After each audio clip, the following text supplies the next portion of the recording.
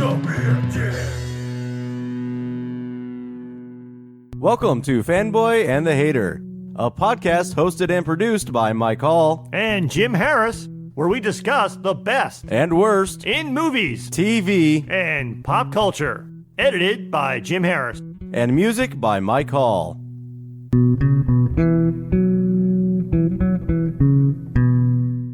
Hey, I'm Mike, and this is my hetero life mate, Talkative Jim. Hey! So today we are talking about Jay and Silent Bob Reboot. Lady, Jay and Silent Bob are at his house. Jim, what did you think of this movie? I liked this movie because I like Kevin Smith movies. So if you like Kevin Smith movies, especially the View Askew-verse, or however you say that word, Yeah. You will like this movie. I found it to be an enjoyable film. I saw it once, and that's all I need to see of it. But I did enjoy it. All right. I loved this movie, but also because I love Kevin Smith movies, especially the View Askew-verse. Who? You know, the guy who directed that Bruce Willis winner, Cop Out. That queef? They still let him make movies after that walrus shit? What can I tell you, in Hollywood, people fail upwards. Well, I fucking hate stupid Kevin Smith. First he took away our names, then he took away my dick. Well, we gotta stop stupid Kevin Smith from making another shitty movie about Jay and Silent Bob ever again.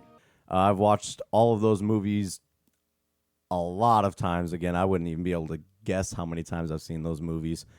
And this is really just kind of a nostalgic walkthrough of all of those movies. For those of you who are not aware, if you've not seen the movie, probably going to be quite a few spoilers. Although if you've seen any of the other movies, you've seen this movie, because this movie is pretty much just references to the other movies. So if you're not aware, if you're not a big Kevin Smith fan, basically what happened was 2018, Kevin Smith had a heart attack and almost died. When he came back from it, when he recovered, he decided to make this movie, which basically kind of calls back to the other movies and is just kind of a fun ride-through of all of the people that have been involved in all these movies. So it's a lot of references, a lot of callbacks, a lot of the same actors come in and do cameos and even bigger parts. I absolutely love this movie for that, because it has everything that I love about movies. It's got jokes. It's got a little bit of seriousness to it. It's got a lot of callback jokes, and it's also got a lot of details that are hard to spot if you're not looking for them. Yeah, I could see if you love Kevin Smith movies, you would love watching this movie repeatedly because there's a lot of stuff in there for you to see. Yeah, there's a big thing. Every time I watch it, the whole time I'm like, okay, I'm catching so much. I wonder what I'm not catching. Because I'm sure there's some things in there that I just don't have the details in my head that I might be missing. Yeah, there's definitely. I mean, I have only seen the movie once, and I noticed some interesting stuff happening in the background. It's like I would see on repeated watchings. I was like, there's something back there that I'm supposed to catch, and I would find funny if I watch it again. Right. But I don't know why you would do this anyway, but if you had never seen a Kevin Smith movie or the Kevin Smith movies from the View Askew-verse, I'm not sure why you would want to see this movie, but if you can get past the beginning of the movie, you might still like it, but there would be a lot of jokes that just wouldn't, and references that wouldn't make any sense. Right. But it's kind of done in a way that you know that it's a reference and it can still be funny. It's just not going to be nearly as funny. I agree, because like the beginning of this movie, quite frankly, is rather slow and self-indulgent. So I was like, okay, I get it. Can we get going here? He shaved his pubes into a heart. But my point is that if you had never seen any of the Kevin Smith movies that they're referencing, the beginning of this movie, I think some people would give up because there's just a little bit too much of that. Like I said, I call the beginning of the movie rather self-indulgent. How far into it are you considering the beginning? I'd say maybe like the first 15 minutes. Like what part of the movie? The upfront part where they get arrested, and then the part where when they first go to the mall and they do the first fourth wall break of looking at the camera. Up until that point, there's a lot of stuff that happens that, again, I don't know why you would watch the movie if you haven't seen any of the Kevin Smith movies anyway, but I could see if someone just like put this on, they'd be like, what the hell is this thing about? There's a joke I'm not in on. Mm-hmm. But once you get a little bit past that and it settles into its story and they start their journey to Hollywood, it actually becomes a movie I think you could enjoy You wouldn't enjoy it as much if you don't get all the references and jokes, but it actually turns into a decent movie. But the beginning might be tough if you haven't seen those movies. Fair enough. Yeah, and I can't disagree with that. Especially I would say, sorry for interrupting. Even if you're like me, you love Kevin Smith movies. Yeah. I only like Kevin Smith movies. So not just the beginning, but there were a couple of times throughout the movie it's like, I get it. Can we just move on? Right. So it's like, I don't love his movies to the extent that you do. But again, I still found the movie to be enjoyable. I probably have, going back to like something I had mentioned in our spoilers and rewatchability episode, you might think that I like Kevin Smith a lot more than I do, just because of the ridiculous number of times I have seen the movies in the View Askewverse. When Clerks came out in 1994, I was 23, and for whatever reason, the friends I hung around with at that time loved that fucking movie. I have seen Clerks so many fucking times. See, and that's the one for me that I've probably seen the least. Yeah, because we didn't see it in the theater, but as soon as it came out on like DVD, it was passed around, and every time we got together, everybody wanted to watch that movie. And it led into, I've also probably seen Mallrats and Chasing Amy so many times that you would think that I really like Kevin Smith movies, but I don't. I like them, but not that much. My favorite, which is the stupidest one to say, but I love Dogma. Dogma is my favorite of the View Askewverse. That's a good one to be a favorite. That's right. That's actually the one that hooked me, I think. I don't remember which one I saw first. I know I didn't see them when they come out, so I'm just going to give a real quick rundown for anybody that's not aware of what the View Askewverse is. It started with Clerks in 94, Mallrats in 95, Chasing Amy in 97, Dogma in 99, Jay and Silent Bob Strike Back in 2001, Clerks 2 in 2006. There was Jay and Silent Bob's Super Groovy Cartoon Movie in 2013, which I actually didn't even see. I kind of forgot about it. That's the only one I have not seen. And then Jay and Silent Bob Reboot 2019. So I think it would have been somewhere around Dogma is when I got introduced to Kevin Smith movies. And then I went back and saw the other ones, and just my head exploded. And like the brilliance. He came up with a connected universe way before anybody else was really doing that. And that's, I didn't realize that he had done that at first until I started like little details like, hey, wait a minute. They just referenced a name that they referenced in another movie, and that person isn't even in any of the movies. And just those little details of it, and like, oh, that's just genius, the way that he did that. And the fact that, I'll get into it. I think I'm going to do a separate episode, just a fanboy favorite episode on Kevin Smith in general. But the way that he can be very creative and serious, but also he tries to keep everything kind of surface level and peppers just really vulgar jokes into everything. It just speaks to me because that is me. Like, I feel like I could hang out with Kevin Smith and I could be a part of this very easily. I think it fits my personality, other than the fact that I don't smoke weed. I was just about to say, it's weird because you saw Dogma and then went back and watched the other movies. I was shocked by Dogma, by how good it was, because again, I had friends who loved Clerks.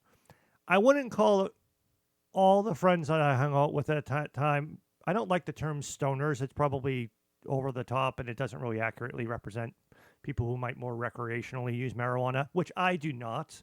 I've never been into that.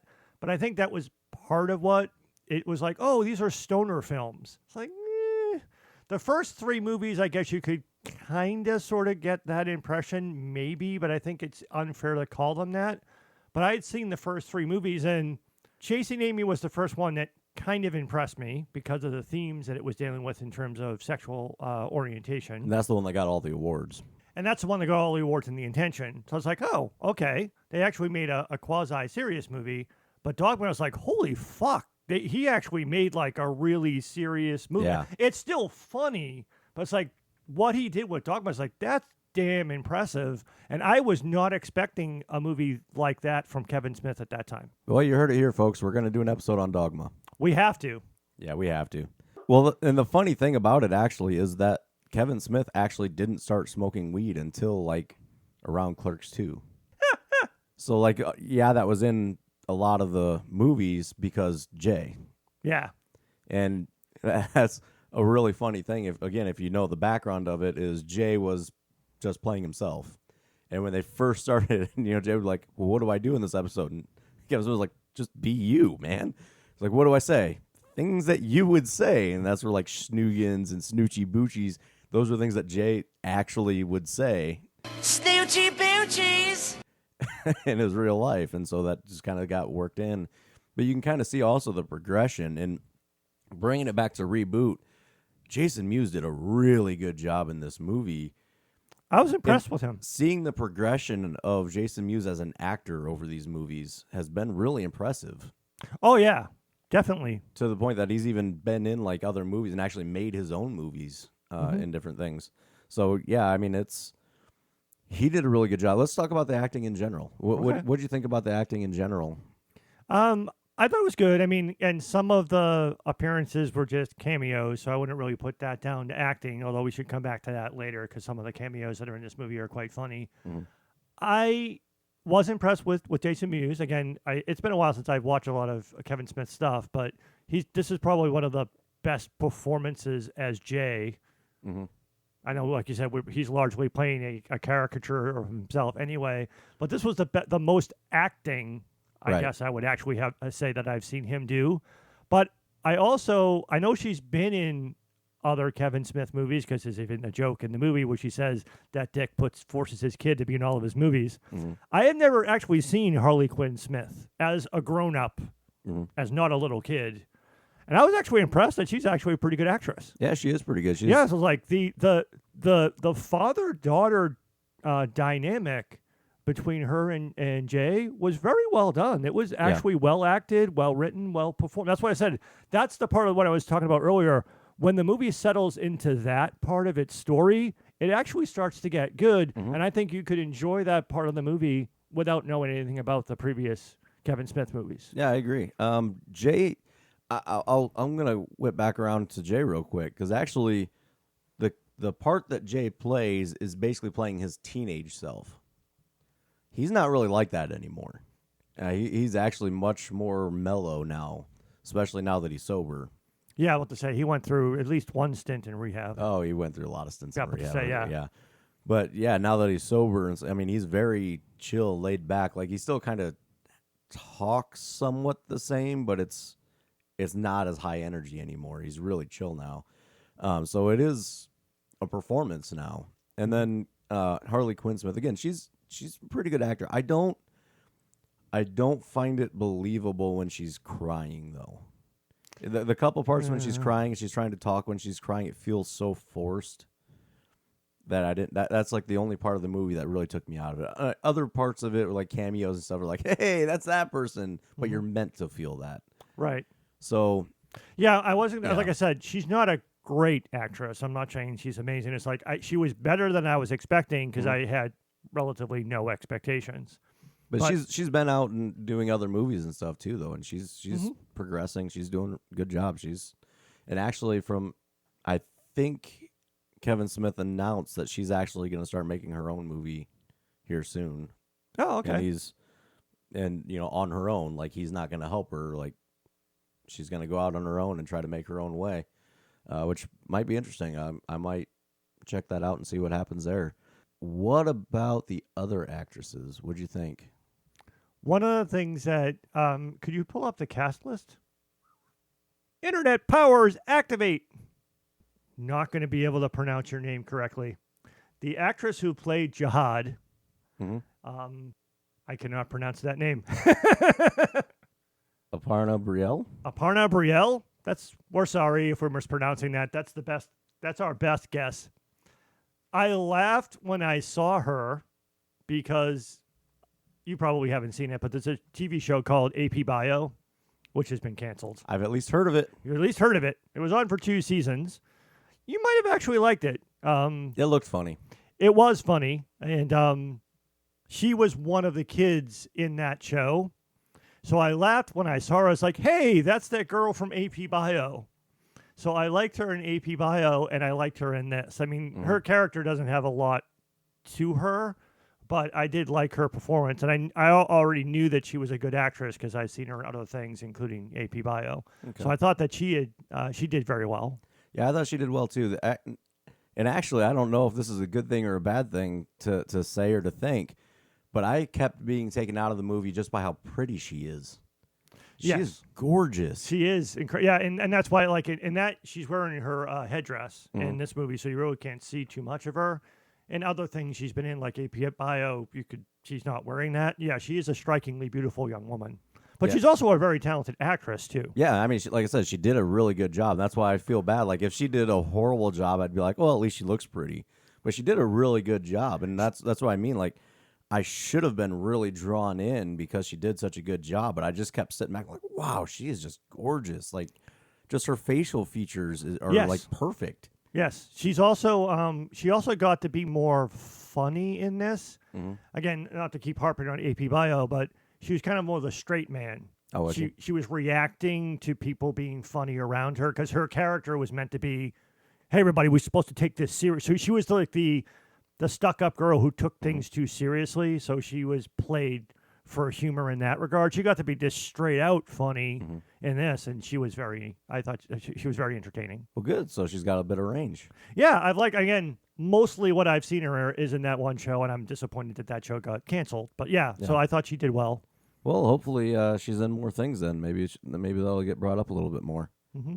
And I'm not sure of the actress's name, and again, she doesn't really get to talk much until the end.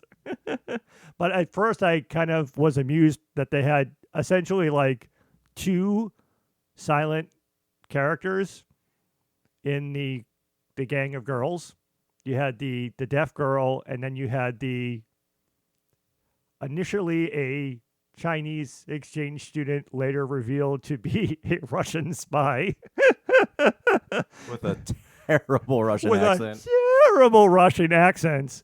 But so that you had two people who couldn't talk. So it was like they had like their own like girl versions of Silent Bob in their group because they had at least initially two characters that didn't talk.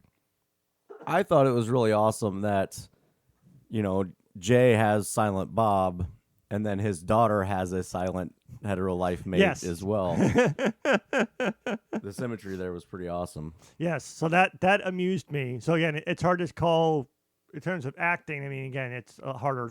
I mean, they didn't get to do much until later in the movie, but I thought that was an interesting dynamic. And this, since we're on the character that Harley Quinn Smith played, her parents were actually her mom and her stepmom were interesting. Yeah. Oh man. So just real quick. So go ahead. Two actresses that are in this that are actually like two of my biggest crushes, like celebrity crushes, is that one. Rosario fucking Dawson. Oh yeah, Rosario Dawson is awesome. Man, she's incredible. And seeing her pop up, and like I expect her to be in it, but the way, just the charisma she brings to the screen and the way that she acted is just hilarious and awesome. She's only in one scene, and it's still fucking awesome. Right. Yeah, so her and Shannon Elizabeth together were great. It was great to see Shannon Elizabeth again. But yeah, at first it was one of those, I mean, not everyone who was in the View Askew-verse movies was in this. There were like Chris Rock, for example, just to throw someone out from Dogma. But so it was like, I was glad that they got as many people in as they could. I liked Rosario Dawson's brief appearance. I wish we could have seen a little bit more of her because she's my favorite part of Clerks too. Mine too. And as Kevin Smith, I think, even joked, it's like she deserved an Academy Award for Clerks 2 because she acted like she believably wanted to fuck the guy from Clerks. So yeah, it was great to see her. And in her brief scene, she was funny. And yeah, Shannon Elizabeth was quite entertaining in the scenes that she had. Yeah, and the fact that she's been out of acting for a long time and she came back just kind of shows how much people enjoy working with Kevin Smith. The fact that everybody came back the way they did. Boo boo kitty fuck. Yeah, that really shows. Oh, you remembered. And she too, right back into character. Right. Like even the parts where you're like, really? You're impressed by like just the way that she interacted with Jay is just perfect. Even like the Rosario Dawson joke was like, "Oh, you're that guy?" It's like, and she's like, "I'm famous." And he's like, "Yeah, for all the wrong reasons, dude." I love. Oh, what did she say? real quick thumb prick or something like that. Or Yeah, something. Yeah. But then at the very end of it, when she's getting in the car, she gives him a thumbs up. Yeah. So yeah, about to say she was very funny in her one scene that she was in the movie. But yeah, it was very funny. So the other actress that I have a really big crush on that I like a lot is I hope I say her name right, Kate McCucci. She played. Oh yeah. Yep. She was the worker at Movies. Mm-hmm. Well, one of the workers. The other one is actually Jennifer Schwasselbeck. I can't say her name right. Who is Kevin Smith's wife? Oh, gotcha. Yeah. So I mean, she's in a lot of his movies too, as like little cameos and stuff. But she was in Clerks too. She played the fiance. That's right too. Oh, so that's why she ate vegan in the bathroom. Gotcha. Yep. I was about to say, I was like, she's somebody, but I forget who she is. Kate McCucci is, I remember her from Garfunkel and Oates, which is... She's in a lot of things. She's always plays basically the same character. She is, pretty much. She was in Big Bang Theory quite a bit, too. Yes, she was. While. She was Raj's girlfriend for a little while. Yeah, I like, whenever I see her, I like her. But yeah, she was funny. She's funny. She's talented. Again, she's very attractive. At least I think so. Yes. Yeah, I like her a lot. She doesn't really show a lot of range in very much of what she does, but I always enjoy her and everything she's in. You know what you're going to get from her, and she delivers it well. Yeah, exactly. Yep. Fred Armstead, I'm not a huge fan of his, but he was okay.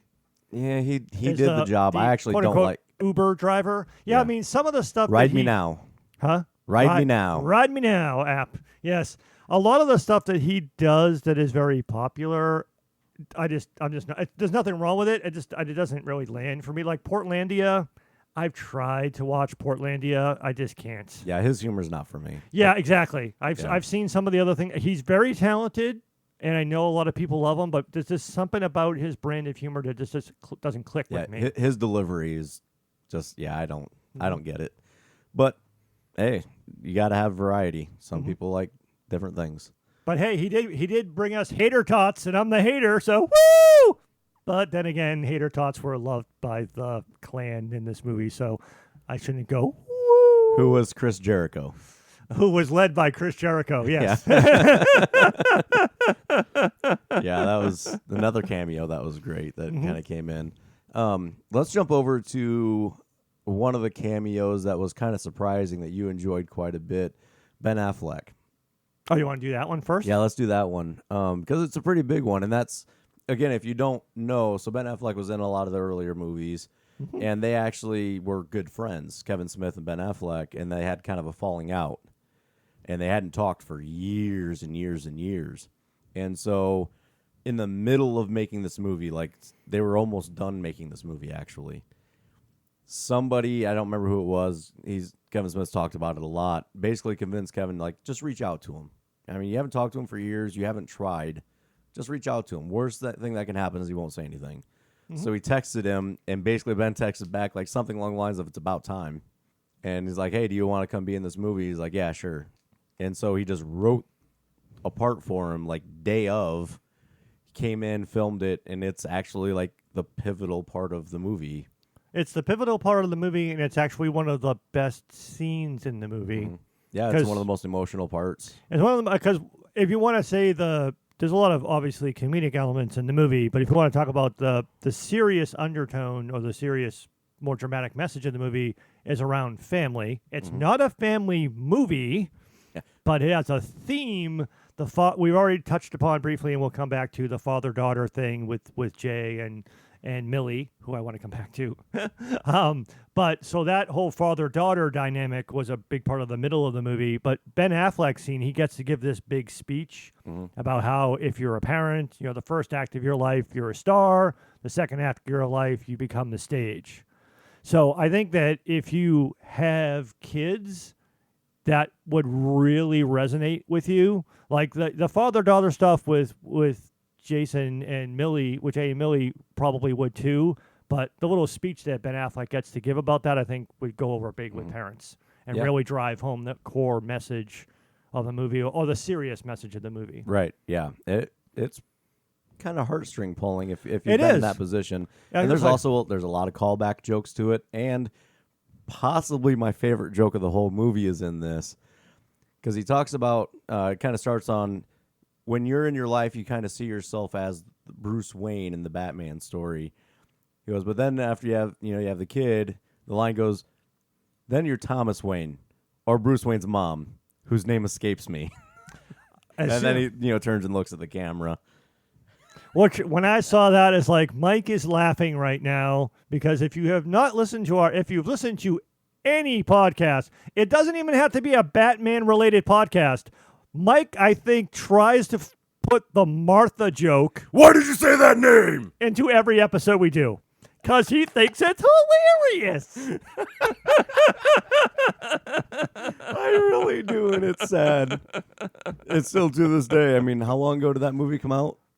4 years ago? Yeah, something like that? Something like that, yeah. Again, the street next to my grandma's street is Martha Street, and every time I drive by it, I yell that. Every single time. And it's a reflex now, and I can't help it. Mm-hmm. But I still enjoy it. So, yeah, I laughed hysterically at that. Mm-hmm. Then the other cameo that you liked a lot, I also found very enjoyable, but I think you liked that one a little bit more than I did. What's that? Matt Damon. Damon. Oh, Ben's hetero life mate. Yep. Now that you could call that truly a cameo, because it was just like it just pops up in the middle of the movie. Who knows? I mean, it's not blended in. No one else is in the scene with Matt Damon, so it's purely, truly a cameo. It's almost like a commercial message in the middle of the movie. Yeah.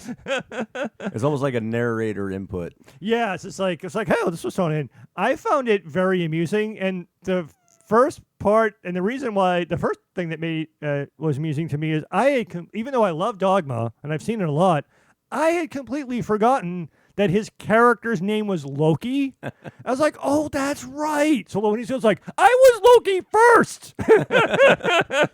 And I didn't have a terrible English accent. So yeah, and the fact that he did that scene in character as Loki, and that basically when Loki got sent, did Loki go to hell? Heavens no. He was sent not back to again, so much of that is... Thank Christ not back to Wisconsin. Exactly. So much of that is his callback jokes to Dogma, but then he even rephrases it like basically he woke up in the Mediterranean Sea. So basically he was Jason. I was born again. And so basically... No, it was I got my reborn identity. Yeah, so basically Loki became the actor Matt Damon. And Matt Damon's career from the Born Identity forward has actually been Loki from Dogma. So yeah, I didn't take it that way. That's why. Well, because he went a little bit further with it in terms of the other things he was doing. But I was like, it was kind of like that's what either the movies or just the character. But either way, I mean, it's a short piece. But yeah, I found it amusing. Yeah, it was good. It wasn't as good as the Ben Affleck thing, but it was still fun to see. Yeah, for sure. Did you have another one that was a favorite besides that? Oh, in terms of just a cameo? Yeah. Or character. A cameo or a character? No, I don't think so, not off the top of my head. I mean, there are other people who were in it, but and those are the two that stand out to me mostly as cameos. Okay. Is there something else that you were thinking of? I just like the kind of quick run through of cameos when they were running at Chronicon and they're running away from the security guard, which is Deirdre Bader, which he did awesome as well. Mm-hmm. Stop butchering the English language. But they were kind of running through from panel to panel. I like when the Clerks panel, they turned black and white. Yeah, that was awesome. Because if you don't know, Clerks was filmed in black and white. Right. So it kind of started, the first one they went into was a panel with Brian Quinn asking a Q&A question to Jason Biggs and James Vanderbeek, who played Blunt Man and Chronic in the original and Jay and Silent Bob Strike Back. Yeah. So they were they keep referring to the campy version of Blunt Man and Chronic. They were Blunt Man and Chronic in that. So they were being interviewed on that, and that whole scene was funny. And did you catch there's another big cameo in that? In that scene? In that scene? I'm not sure. So sitting in front of Kevin Smith was an older lady dressed as Silent Bob. Yes. That's Kevin Smith's mom. Oh, because I saw him like tap her on the shoulder and give her a thumbs up. Yep. Okay. That's his mom. Ah, that's awesome. Yeah, exactly. So then they run out of there and they go through, and then the comic book men. Yes. Talking about how they got canceled. Yeah. I thought that was funny. Yeah, that was great. And then they go over to the Clerks where they turn black and white and everything. That was awesome. And then they jump through and they talk to Holden McNeil, which is Ben Affleck's character. And of course, then you get Chasing Amy. Yeah, the Chasing Amy references and the actress whose name I should know, but I can't think of off the top of my head because I know I'm going to be right. Joey Lauren Adams. There we go. Yes. Playing Alyssa Jones, a.k.a. Finger Cuffs. And like we had said earlier, there's a ton of references Yeah.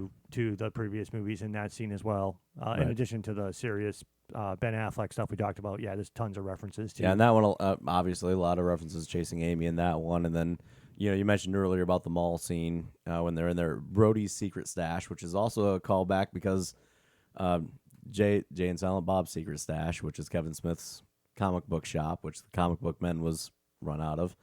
And even the artwork and the symbol is the same, but it's changed up to be Brody's. But yeah, a lot of callbacks to Mallrats in that one. Yeah. Did you watch the deleted scenes after the credits?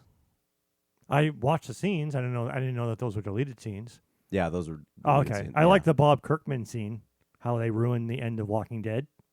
Oh yeah. And then they basically like yelled at him for killing Tweaked Carl. his nipples. Yeah, for killing Carl and someone else.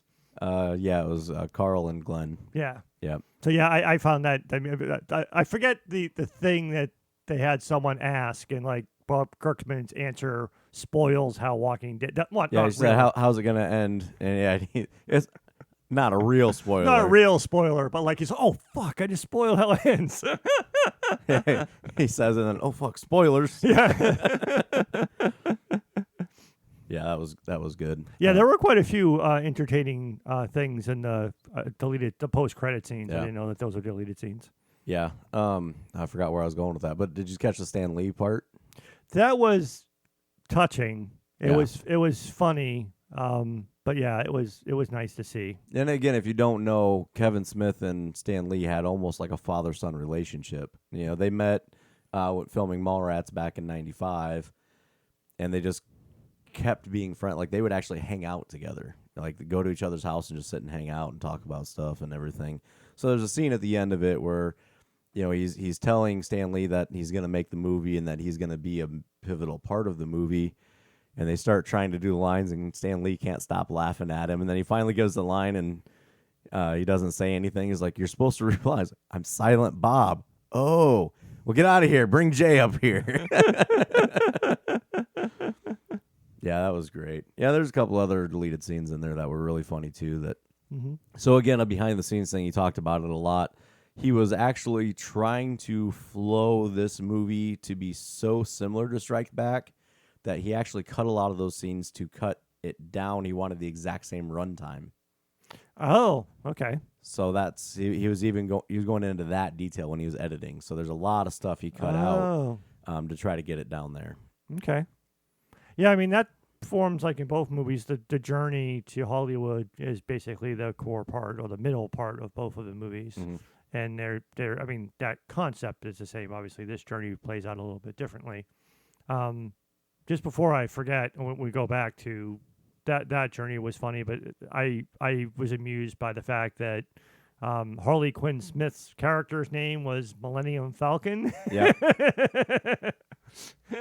Just like in Star Wars, dude. But that's the stuff too. That is what brought me into these movies was that nerdiness at the core. Mm-hmm. And I was like, I'm seeing myself reflected on the screen, and they even talk like I would talk, ish. I mean, exaggerated, but yeah, it was great. That kind of leads me to there's actually, and again, I don't know how many people caught it.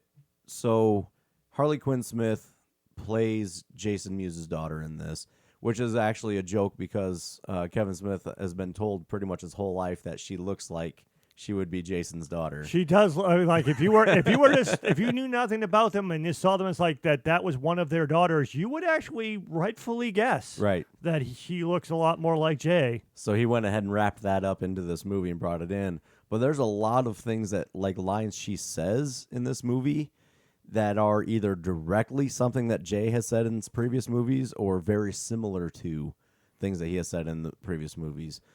So, for instance, one of the movies, Jay's always saying, "Get off my Kool-Aid, motherfucker." And this one, she says, "Fuck off my flower." Something like that. And then there's when they're leaving the KKK area, she says, "Now who's stupid, you dirty sheep fucker!" And that's exactly what he had said in Jay and Silent Bob Strike Back. So there's a lot of like consistencies between the characters. I think those little details again are, you got to really be passionate about it to throw those things in, to think about putting those things in. And I would argue they're even funny in and of themselves, but they're funnier if you get the reference. Right. The other thing that popped into my head when we were talking about that in terms of a cameo, because they talk about it in the van on the way there, and then they get it, is the Chris Helmsworth cameo is fucking hilarious. Fuck him till I'm Thor. They do like both Millie and Jihad, the character, go on this long thing about all of the things that they would do to Chris Hemsworth, and it ends with I would fuck him until I was Thor. And then they meet the hologram of Chris Helmsworth, which is just funny. It's like, don't touch me, do not hump the hologram, do not fillet the hologram, and don't film yourself saying things like, "I would fuck him till I'm Thor."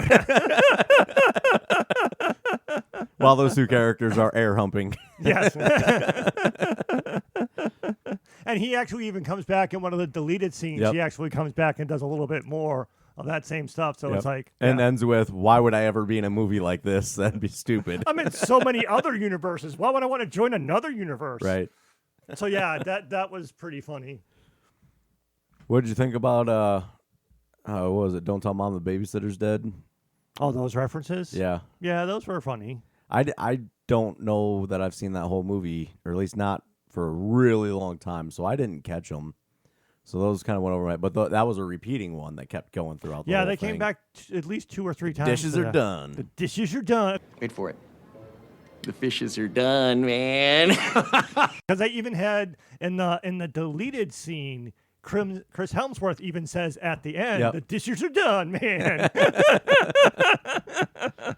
But I hadn't seen that movie for a really long time.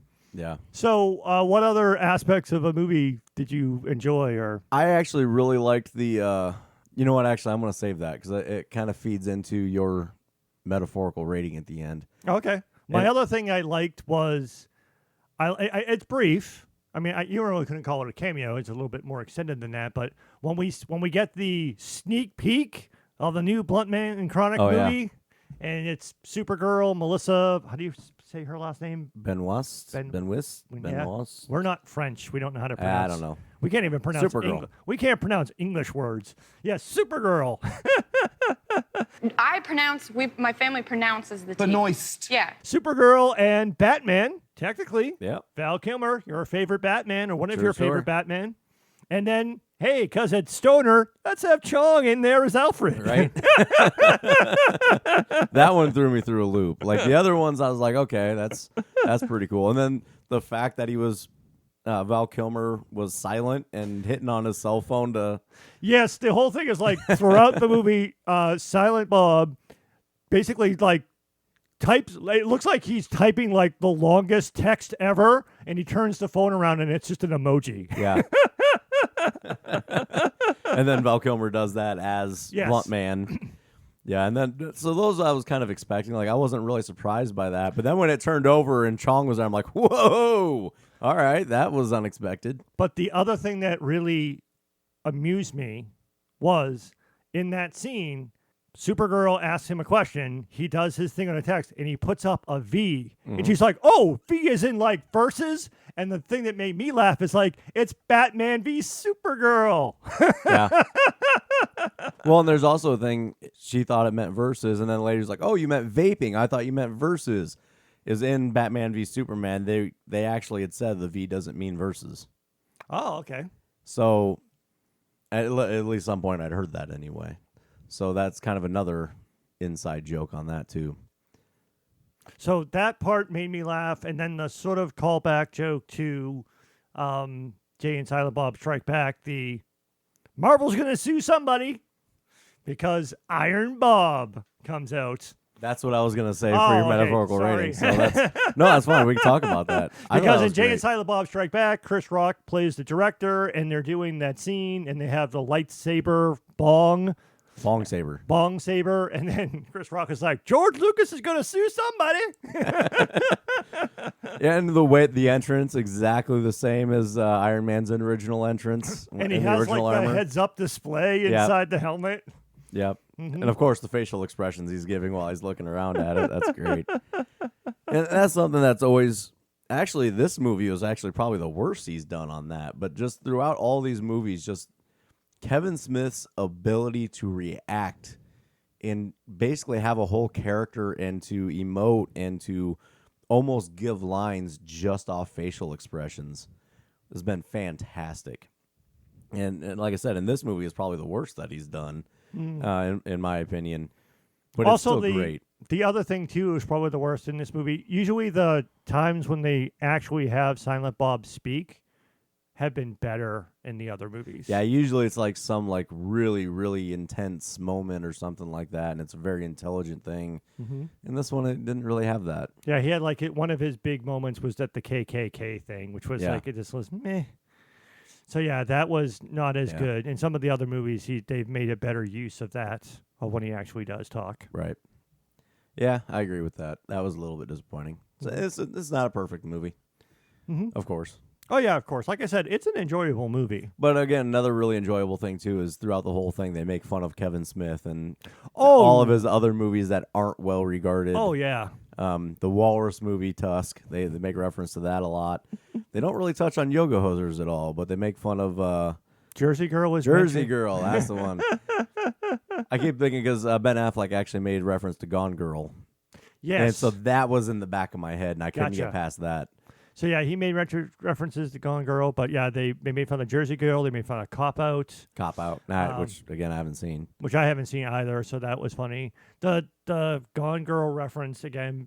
I don't know why this popped back into my head. Is that I don't know if you mentioned this earlier that the little girl in the Ben Affleck scene is Jason Mewes' actual daughter. Right.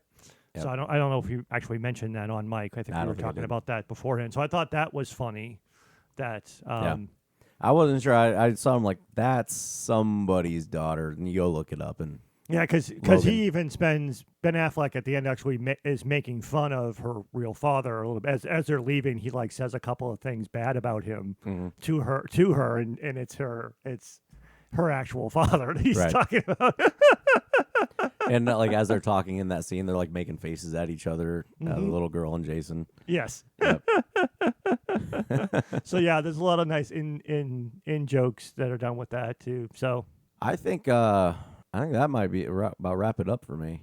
Short episode, but there's not. I mean, it's just a lot of cameos and jokes. There's a lot of cameos and jokes, but like I said, for a little while there, it does settle in and tell an actual story. Yeah, I would actually.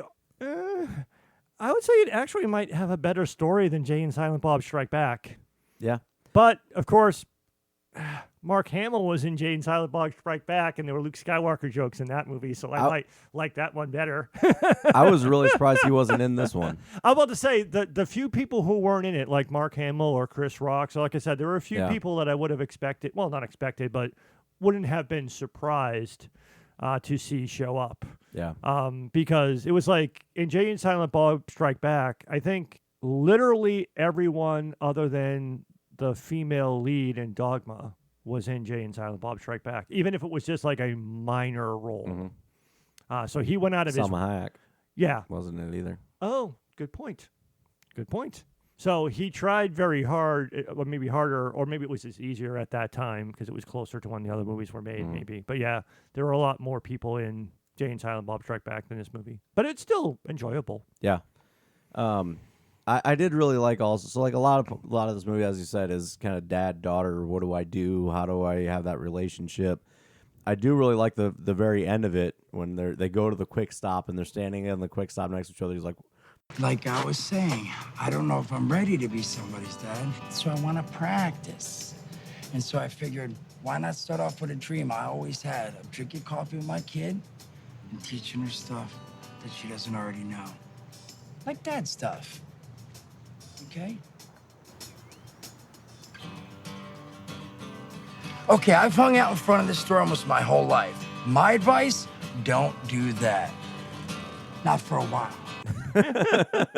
Well, I also like the fact it was good residence, because earlier Yeah. in the movie when she said the only thing she would like to have is just to sit down and have a cup of coffee with her dad and just talk about stuff. And Yeah. that's what she, and at the, it's actually funny because at the end, at first she thinks, she's like, oh, I'm not ready to be a dad. And she's basically like, well, fuck you then. right.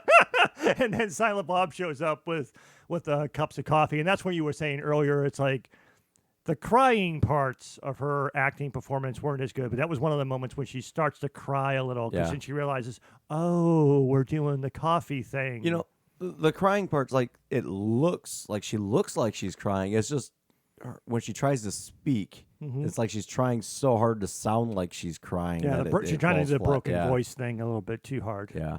I wasn't gonna go that far into detail because I didn't want to spoil that part, but Oh, did we not? Did we not say we did. spoiler? We did. So I think we can move on to our metaphorical ratings and conclusions. Do you want to start, or do you want me to start? I'll start because yours is better. Okay. My metaphorical rating is busing. And Bussing? Exactly. But the reason it's busing, so when Jay first meets Millie, they're in her bedroom. In the background, there's a poster of a movie called Bussing, and the word bussing is the exact same way Clerks is, and it's a black and white photo of the movie with the colored letters exactly the way Clerks is, but it's called Bussing. And to me, that is a perfect metaphor for this movie because the whole thing is just, again, references. It's a nostalgic walkthrough and just minor details that reference back to previous movies. I get And that. it's awesome. I get that. Nice. So yours is better. Go ahead and give yours. My metaphorical rating is Jay and Silent Bob call back.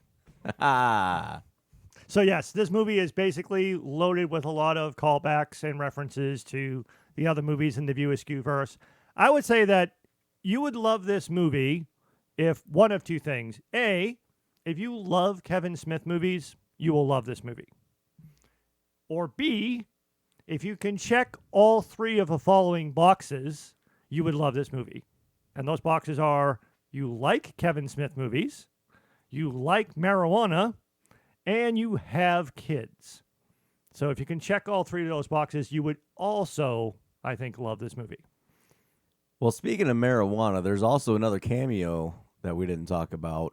What's that? Method Man and Redman. Oh, yes. So throughout the whole movie, they keep referencing How High as being their kind of go-to favorite movie.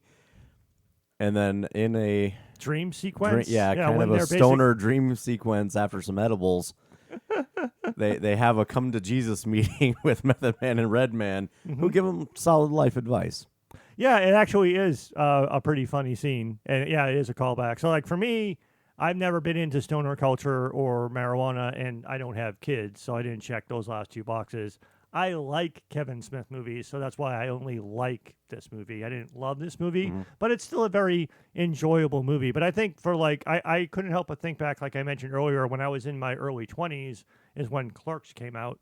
And a lot of the people that I used to watch the movie with are now married and have kids. I think they would fucking love this movie. Yeah. Because now having seen the beginning of, and they loved Kevin Smith too, so they saw all of his movies. So I think that this movie would really hit some of them wicked hard, because I'm from Boston, because they actually have kids. In fact, one of my friends I used to watch the movie with a lot just a few years ago had a daughter. So I think this would really resonate a lot. The father-daughter thing and the Ben Affleck family speech thing would resonate with people. Especially if you have a non-existent relationship with your father and you now have a kid. Yes, I think that would really solidify this. Yeah, even further, yes. Or on the other hand, too, if you're somebody that maybe you have a kid that you don't know, that you would like to know, this would probably hit you pretty hard. Yeah. So, yeah, that is a message like that would hit you pretty hard. And again, I think that would add another layer of why you would enjoy the movie. Yeah. But again, I still like the movie, and I still think the movie is an enjoyable movie overall. I agree. All right. Well, thank you for joining us, and we will be back with Dogma. Yes. Snoogans! Snooch to the motherfucking nooch! Thank you for listening to Fanboy and the Hater. We really appreciate it and would love to hear your feedback. Give us a rating. Write a review. Reach out to us on Twitter at Fanboy and Hater. Email us at thefanboyandthehater@gmail.com. You can find all of our episodes on our website, fanboyandhater.podbean.com. That's PODBEAN. Where you can download the free Podbean mobile app for Android and iOS. You can also find us on all major podcast platforms, including Apple Podcasts, Google Podcasts, Stitcher, Spotify, iHeartRadio, and many more. Once again, thanks for listening to The Fanboy and the Hater.